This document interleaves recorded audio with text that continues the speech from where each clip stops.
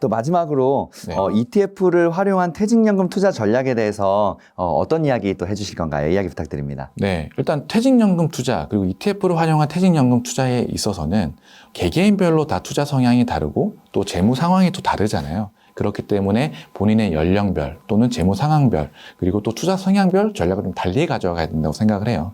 예를 들면 똑같이 은퇴 이후에 노후 준비를 한다고 하더라도 개개인에 따라서 그 재무 상황이 다 다르기 때문에 내가 필요한 적정 현금 흐름이 다 다를 수가 있잖아요.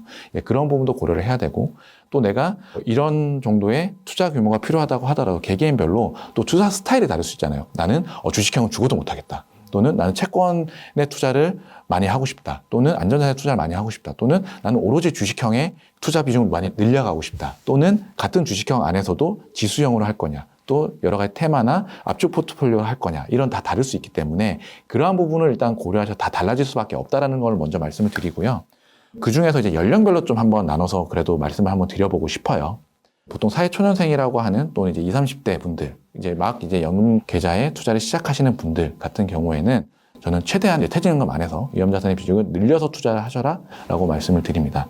이건 두 가지 측면이 있는데 일단은 우리가 긴 이제 연금 투자 기간을 봤을 때 투자 기간이 일단 길기 때문에 아직은 긴 투자 기간 안에서 충분히 이제 많이 할 수 있는 기간이 길기 때문에 위험자산의 비중을 충분히 늘려서 공격적으로 하실 필요가 있고 그리고 자산을 이제 형성해 나가는 단계잖아요.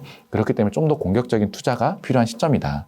그리고 내가 위험자산에 100을 투자한다고 하더라도 연금자산은 보통 20, 30대라고 하면 20, 30년 투자를 한다라고 가정을 할 수가 있잖아요. 전체 투자 기간을 100이라고 봤을 때는 여기서 위험자산 100을 투자한다고 하더라도 전체에서 봤을 때는 현금의 비중이 훨씬 더 많을 수 있다. 그렇기 때문에 그런 게 약간 심리적으로 좀 현금 비중이 많기 때문에 내가 지금 하는 기간 동안은 위험자산이 충분히 늘려가도 내가 많이 할 수 있는 기간이 있다. 현금이 있다라고 생각을 해주시면 좀 더 효과적인 포트폴리오를 구성할 수 있지 않을까라고 생각을 하고요.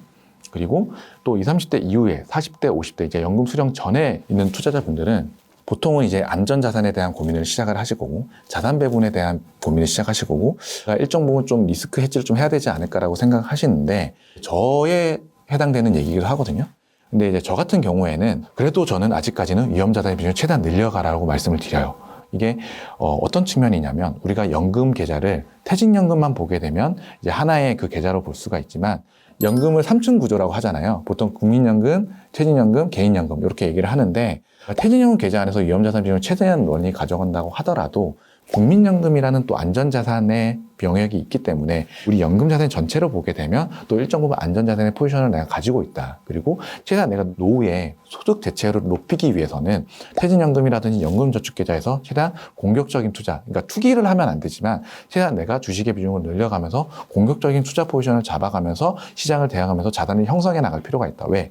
우리가 국민연금이라는 안전자산이 어느 정도 있기 때문에 그런 측면에서 말씀을 드리고 단 만 55세 이후에 연금을 수령하는 기간이 된다라고 하면 이제는 조금 매달 일정한 현금흐름이 좀 중요하다. 그렇기 때문에 우리가 성장성과 배당률 그리고 또 그 안에서 성장성과 또 인컴형이라고 봤을 때는 인컴형 자산의 투자 비중을 좀 많이 가져가시면서 매월 일정한 현금 흐름을 좀 고려하시면서 투자하시는 게 좋지 않을까. 이때는 정말 잃지 않는 게 되게 중요하다고 저는 생각을 하거든요.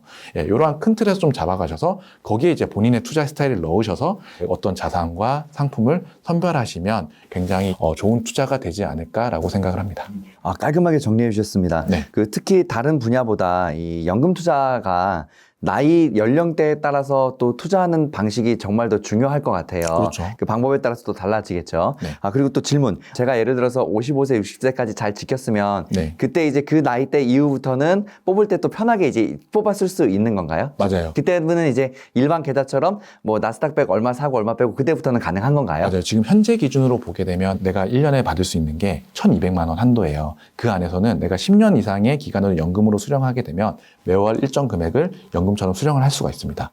그러니까 이게 하나의 또 은퇴 이후에 소득의 또 파이프라인이 될 수가 있는 거죠. 그러니까 은퇴 그 나이대 그 정해진 나이 이후에는 네. 일반 주식처럼 이제 편하게 쓸 수 있다는 것. 맞아요. 그 전까지를 이제 잘 버텨야 되는 거죠. 꾸준히 모으면서. 맞아요. 그리고 이제 우리가 근로소득자 기준으로 보게 되면 통상 은퇴를 만 50세 이상 그리고 또 60세 정도의 은퇴를 하시잖아요. 그러면은 국민연금 같은 경우에는 물론 수령 연령이 좀 상한된다라고는 하고 있지만 65세, 나중에 상한됐을 때 68세 우리가 또 수령할 때는 좀 더 올라갈 수 있는 구조인데 그러면 흔히 말해서 연금의 크레바스가 생겨요. 내가 은퇴 이후에 국민연금을 수령하기 전까지의 소득이 끊기는 그 크레바스가 생기는데 그거를 연금저축과 퇴직연금을 통해서 좀 메꿀 수 있다. 이런 부분에 있어서도 우리가 사적연금에 많은 관심을 가져야 된다고 생각합니다.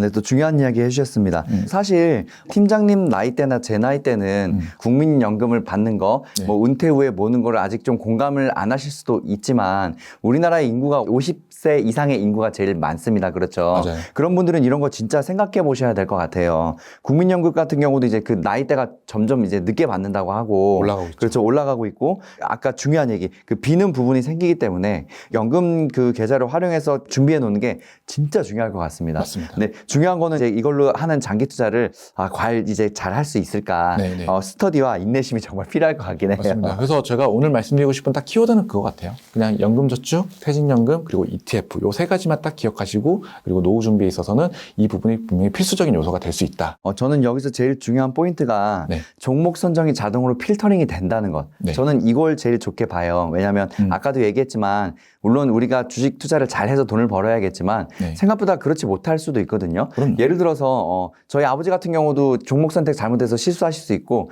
또 워런 버핏도 로스컷 나는 경우 굉장히 많다고 들었거든요. 예, 예. 주식의 신도 종목 투자 잘못해서 손해보고 이렇게 로스컷 하는 경우가 많다고 하더라고요. 아무튼 그래서 우리가 노후를 대비하려면 여러 가지 방향이 있는데 그 연금 계좌로 투자하는 것. 근데 중요한 것들은 종목 필터링도 되고 세금 혜택이 정말 많다. 네. 세금 혜택은 진짜 확실히 많은 것 같아요. 특히 이제 근로소득자분들은 연말정산 해보시면 아시겠지만 점점 우리가 세액공제를 받을 수 있는 영역이 좁아지고 있잖아요. 맞습니다. 그러니까 이 연금 계좌에서의 세액공제 혜택이 점점 빛을 발하는 그런 시점인 것 같아요. 네, 진짜 엄청난 메리트가 있더라고요. 네네.